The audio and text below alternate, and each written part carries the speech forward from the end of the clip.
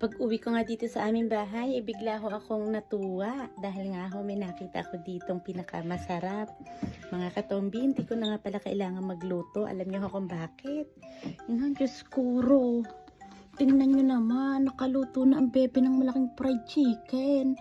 At syempre, titikman natin kung gaano kasarap ang fried chicken ng Ilocana.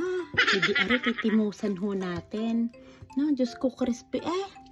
Naglalaway ako.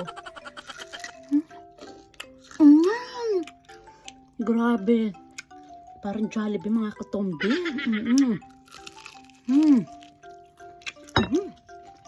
Ang sarap kumain. The best mga katombi.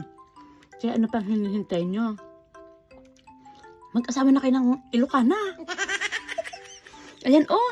Merci, mami. I love you. Napakaswerte ni Katumbi. Diyos ko, the best girlfriend in the world, in the universe, in the whole world. Diyos ko, mga Katumbi. Kain tayo. Happy Monday. The best.